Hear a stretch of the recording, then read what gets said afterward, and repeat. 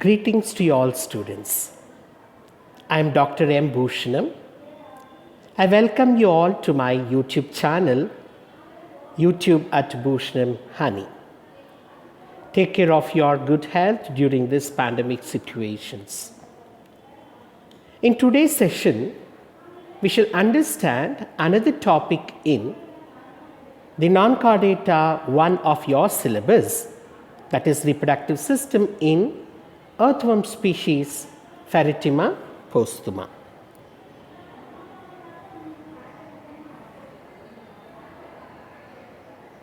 Objectives of today's session is to understand the reproductive system of earthworm. Content also includes the reproductive system of earthworm under phylum Annelida. Well, students, Pheretima is a species of earthworm which is commonly called as monoecious or bisexual or hermaphrodite. Monoecious term where mono means single. Issues refers to the home. So monoecious refers to the hosting of both the male and female reproductive system by the single or same organism itself.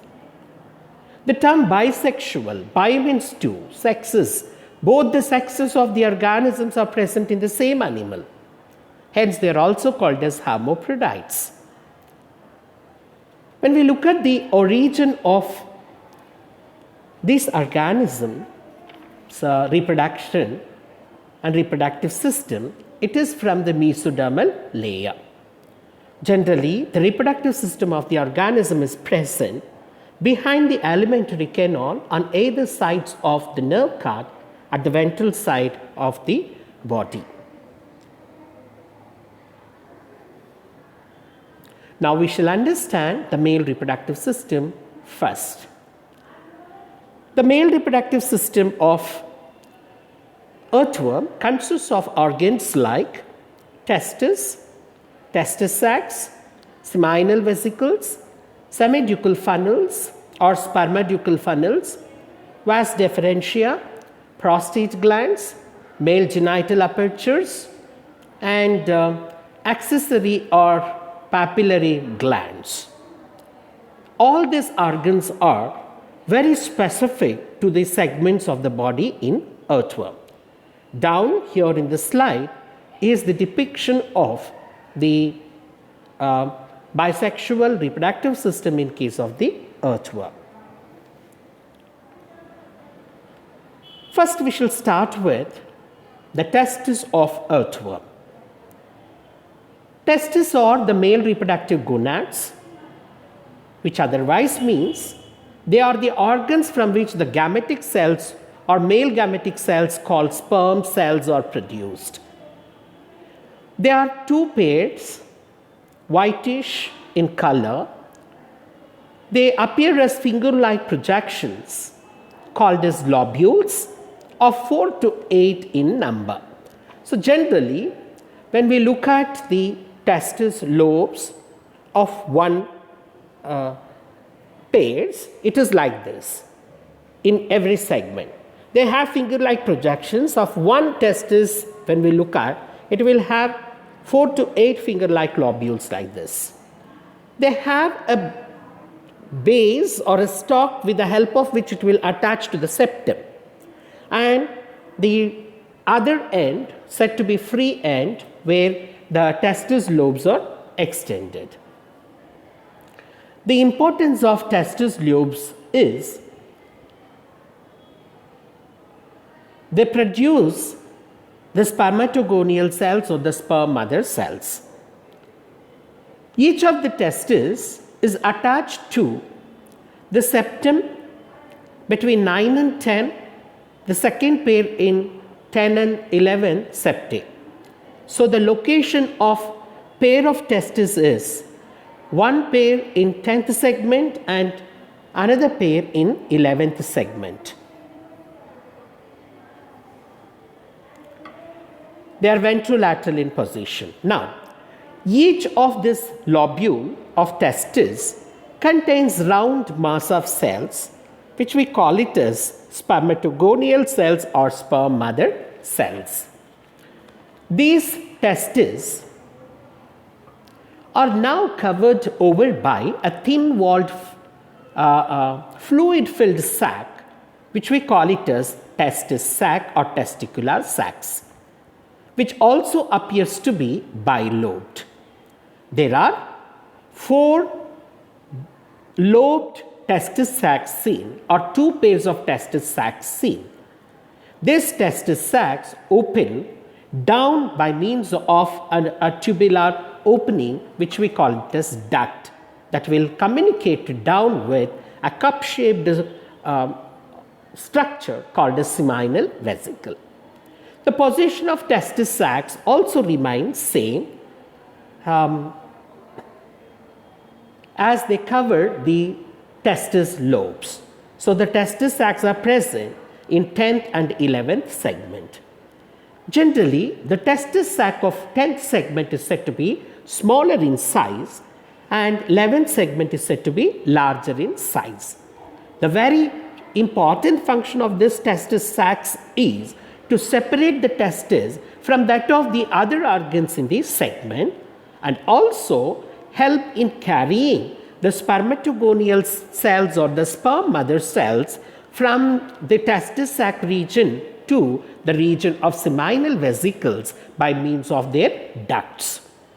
Now, the testis lobes at their free ends sheds off the mature sperm mother cells called spermatogonial cells, and these cells are carried to the vesicles, seminal vesicles, by their ducts for the sperm production. Then what are these seminal vesicles?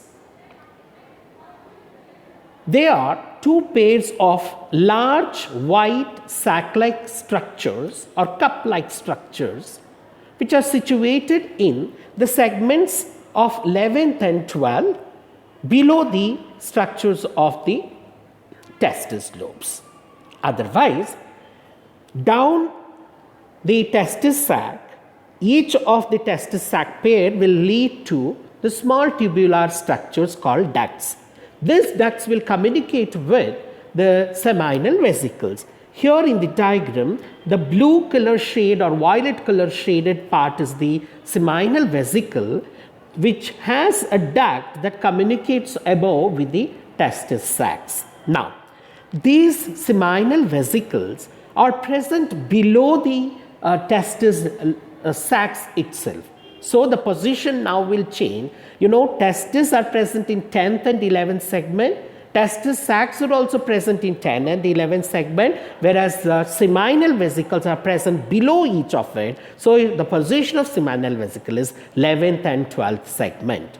Students, remember the 10th segmental testis sac and the testis will open into the seminal vesicles of 11th segment, whereas 11th segmental testis sac will open into the 12th segmental seminal vesicle by means of their ducts. So, the very function of this association is to collect the spermatogonial mother cells from the testis sac that are shed off from the testis lobes to the seminal vesicles by means of their ducts.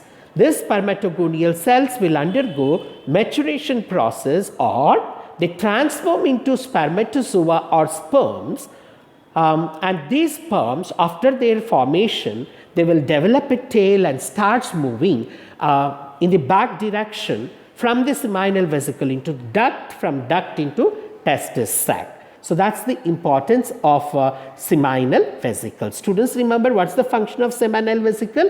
It is to make the spermatogonial cells to undergo maturation and to form sperms or spermatozoa.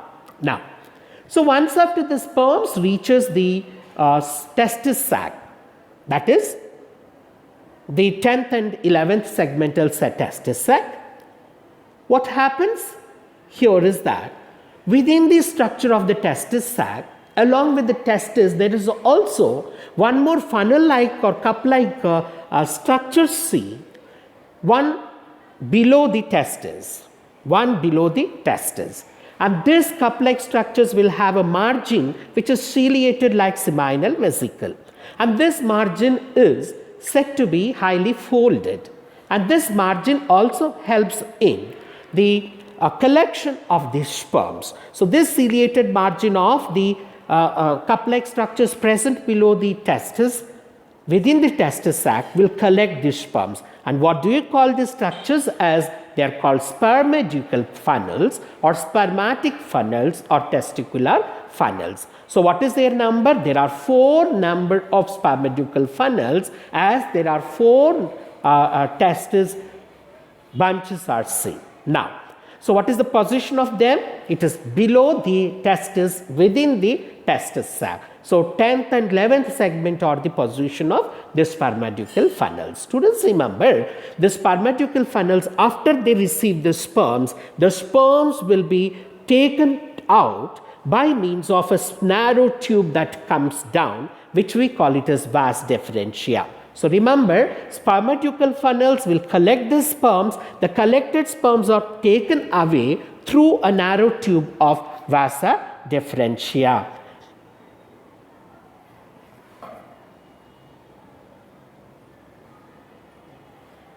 So what are these vasa deferentia then? They are nothing but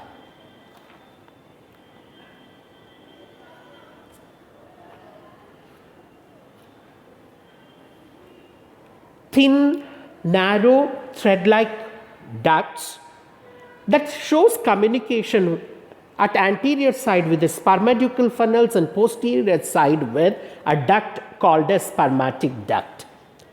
So remember, the sperms after the spermaducal funnel receives, it is taken into the large tube that starts from the region of 10th and 11th segments till the region of 17 to 18 segments. So this large long tubes, thin long tubes, which is provided with the ciliated epithelium inside, will bring about movement of sperm from the region of spermaducal funnel to the 17 to 18 segments. So there are 4 vasa differentia that are seen as the long tubes.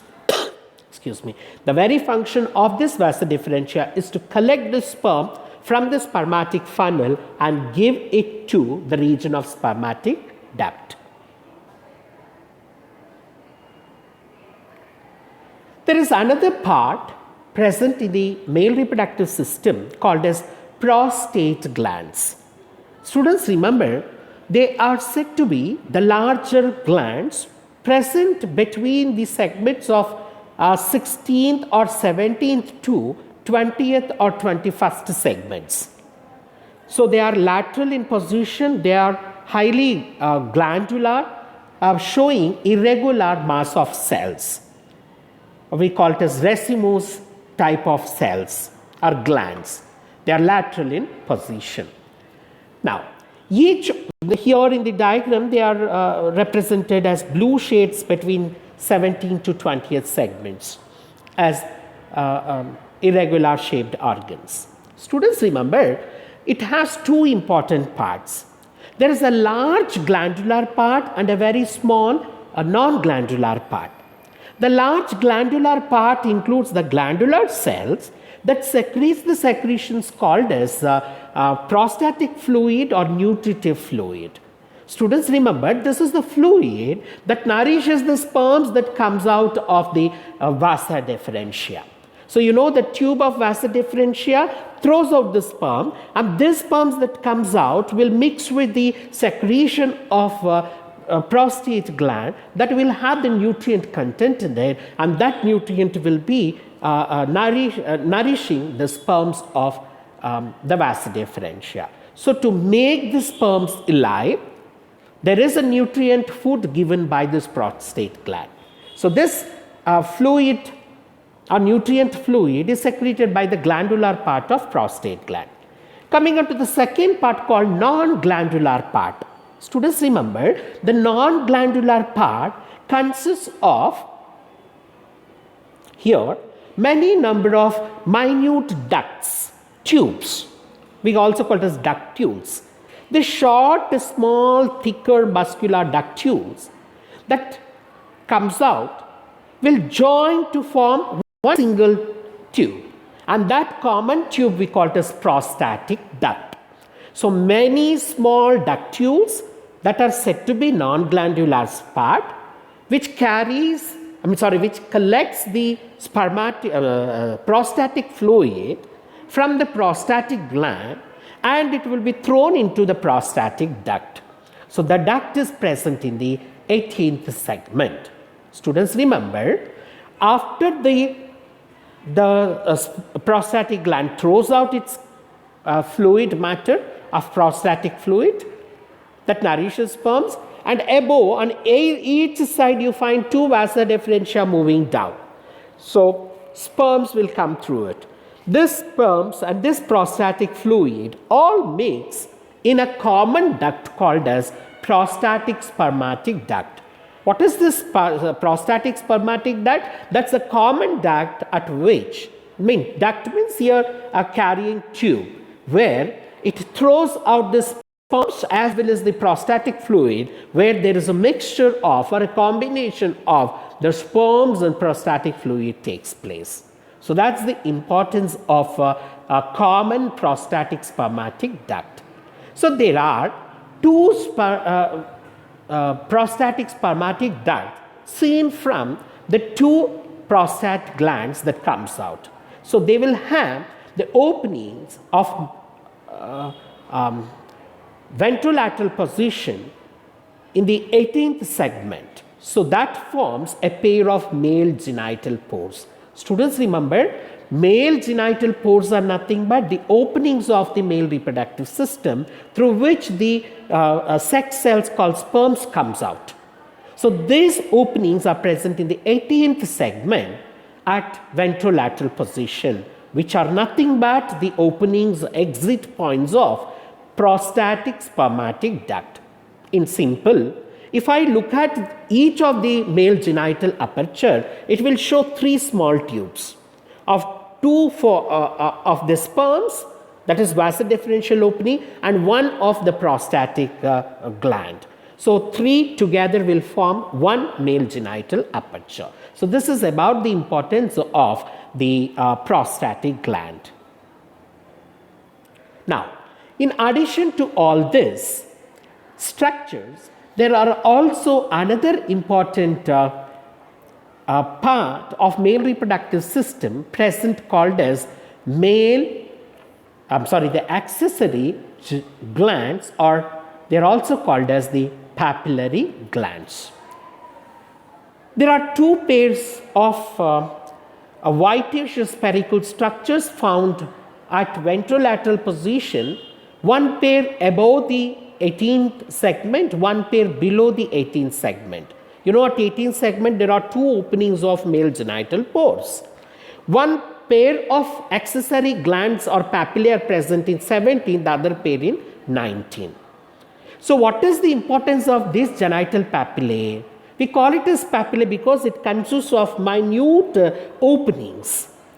So those ductules will have communication with the glands inside that papillae. So papillae is made up of glandular portion which will secrete the fluid. This secretion of this fluid will bring about holding of two earthworms during the process of copulation.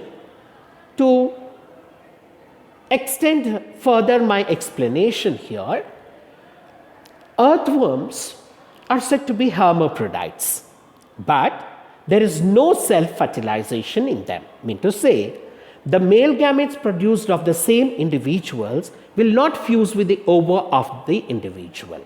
So gametes of the same individual will never show fusion. Instead, the male gamete of another earthworm will be collected and stored in the part of female reproductive system, and that is utilized for the process of fertilization. So when sperms of the other earthworm is received, it is stored for the process of fertilization. We call it as cross fertilization. So to achieve this cross-fertilization process, the two neighboring burrow earthworms need to have the process of exchange of male gametes. And this phenomenon by which there is a temporary binding or attaching of two earthworms and shows the exchange of male gametes called sperms, we call it as pseudo-copulation. Copulation means mating. Pseudo refers to false. It's a false mating process where the male gametes are exchanged. So that's the importance of pseudocopulation. So to have this pseudocopulation, the accessory glands or accessory papillae present in the 17th and 19th segmental ventrolateral position as pairs will help in holding these two tightly. If they are not tightly held, what happens is that the sperms will be going as waste. So it will be spilled out. Instead, they will be collected without any damage and spillage. To achieve this pseudocopulation, there is firm attachment of the two animals brought about by the secretions of accessory glands. Students, remember what happens here is that spermatogonial cells or sperm mother cells are formed from the testes. These cells are shed off from the lobules of the testes and they are shed into the spermatical sacs or bags. These cells are now taken into the ciliated seminal vesicles through the ducts for the process of sperm formation or spermatozoan maturation. Now, the tailed sperms starts moving back from seminal vesicle into the ducts, then into the testis sac. So, in the testis sac, they start moving and enter into another funnel-like structure called as spermaducal funnels, and they undergo and there they further starts moving into vasa deferentia. So a conducting tube it is off. So it will reach the spermatic duct, and through the common prostatic spermatic duct the sperms comes out, and this spermatic duct when it releases the sperms, the prostatic duct also releases the secretions of nutritious fluid, where the sperms feeds on this nutritious fluid and brings about the supply of nutrients to the sperms. So sperms will remain in the active condition throughout. So this comes out through the 18th segmental male genital pores. So this is about the importance of the male reproductive system in case of the earthworm Pheretima postuma. Now, after we understanding the male reproductive system, now we shall understand the female reproductive system of earthworm species Pheretima. It includes ovaries, oviducal funnels, oviducts, female genital pore and spermathecae. Here is the diagram which represents again the bisexual reproductive system in earthworm. Ovaries are paired white organs with 8 to 13 lobulated structures, and hence they are larger compared to the testis. Testis is made up of only 4 to 8 lobulated, finger-like lobulated structures, whereas ovary is made up of 8 to 13 lobules. So generally we call it as larger in size compared to testis. So down in the picture towards right side is the cluster of lobules of ovaries. Lobules of ovaries. Generally, they are seen attached to the septum between 12th and 13th segment at ventrolateral position. So the position of ovaries, paired ovaries, are seen in 13th segment itself. So below the alimentary canal, these structures are seen as whitish mass. Students, remember, like that of the testis lobes, the ovarian lobules are also shows the immature ova near the stalk or the base at which it attaches to the septum, and mature ova are seen towards the distal end of the lobule, and they are shed off from the clusters of the ovarian lobules. Now, in case of male reproductive system, we had this shed off spermatogonial cells covered over by testis sac, so that the testis spermatogonial cells that are formed will never be spilled, never be damaged. But here in case of the ovaries, the ovarian cells called ova cells or egg cells that are matured ova cells that are shed off doesn't have a cover to protect them. Thereby, just below those finger-like projections of ovarian lobules, you have cup-like structures, funnel-like structures, which we call it as oviducal funnels. So what are oviducal funnels? They are cup-like or saucer-shaped structures which is much foliated with the ciliated margin, present in the 13th segment itself below each of the ovary. So there are two oviducal funnels seen here. Students, remember, this oviducal funnels will now continue. It will have a tube continued down at posterior side called as oviducts. So each ovarian funnel will have oviducts continuing down. And this oviduct inside is said to have ciliated lining. So what are oviducts? They are paired, ciliated, conical shaped short tubes which will have its continuity from the 13th segmental ovifunnel itself. So these two oviducts will pass through the 13th to 14th segmental septum, and it will converge, join to form one common tube.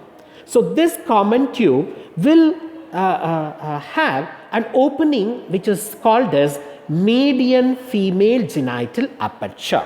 So this opening is seen generally at mid-ventral location of 14th segment. Students, remember, 14th segment refers to a first part of the clitoris. So the opening of female genital aperture called as the opening of the oviduct, the median common oviduct, is seen at 14th segment. So this is about the importance of oviducts and the female genital aperture. Next we have is the importance of the next important part of female reproductive system called as spermatheca. Students, remember, sperma refers to the male gametic cells. Theca refers to bags or sacs. So these are bag-like structures which will collect the sperms, hence are also called as receptacula seminalis. There are 4 pairs of this flash-shaped small bags which will collect these sperms are seen between the segments of 6th to 9th, that is 6th, 7th, 8th and 9th. So 4 pairs of spermathecal bags are seen attached to the septum of 5, 6, 6, 7, 7, 8, 8, 9 regions of segments. Each of the spermathecal bag, when we look at, it has a large body called ampulla and a narrow tube called as the neck. The neck will have the opening above called as the spermathecal pore. Between the neck and the ampulla, you have an extension which we call it as diverticulum or the cecum. Students, remember, this cecum or diverticulum is the region where the sperms are stored. No, but not in the larger structure of ampulla. So diverticulum is a small extension of the bag where the sperms are stored, whereas the ampulla will have the larger space where it will be provided with the glandular secretions. Those secretions will also help in the nourishment of the sperms that are present in the diverticulum. So generally during the pseudocopulation, as we discussed earlier, what happens is that the sperms of the neighboring organism or other earthworm is received and stored in the structures of spermaticae. Students, remember, spermaticae acts as the structures which will have a very cooling temperature and helps in storage of the sperms within, like a refrigerator. So that's about the importance of female reproductive system. Now we shall look into a few of the MCQs that we will be able to answer after understanding the concept of reproductive system in earthworm. Male genital aperture of earthworm is located. So male is present in the 18th segment as a paired ventrolateral openings. So answer is D. MCQ 2. In earthworm, genital papillae occur in. What are genital papillae? They are accessory glands which helps in the holding of the other earthworm during the process of pseudocopulation tightly for the exchange of sperms or to fill in the sperms in spermatical bag. So 18th segment has the openings of male genital aperture. So we find accessory papillae or genital papillae in 17th and 19th. So answer is C. Question 3. The female genital aperture in earthworm is present in the ventral position of which segment? The 14th segment, the first part of clitellum. So answer is C. Fourth question. In earthworm, ovary is situated in the segments of which of the segment? The paired ovaries are seen in 13th segment. Answer is A. The spermatical pores, nothing but the openings of the spermatica of Pheretima are present in the septum region of 5 to 6, 6 to 7, 7 to 8 and 8 to 9. So answer is A. The last question is, spermaticae in earthworm are useful in which of the function? Do they produce sperms? No. It is the testes which will produce the spermatogonial cells, and seminal vesicle, they undergo sperm formation. So sperm production is not related to spermaticae. Then what is its function? It is B, which will store the sperms from the other earthworm during copulation, and it is used in future. So answer is B. What's the outcome of today's session? We have understood the reproductive system of the earthworm, both the male and female reproductive systems. Web references and book references includes Invertebrate Zoology by Verma, Jordan and Verma, and Modern Textbook Zoology by Kotpal. These are few web references from which I have selected the images and notes part related to the preparation of PowerPoint presentation. Thank you all students. If you have any doubts and queries or critiques, comments, please post them to my personal WhatsApp number. Wish you all a very good day ahead. Thank you.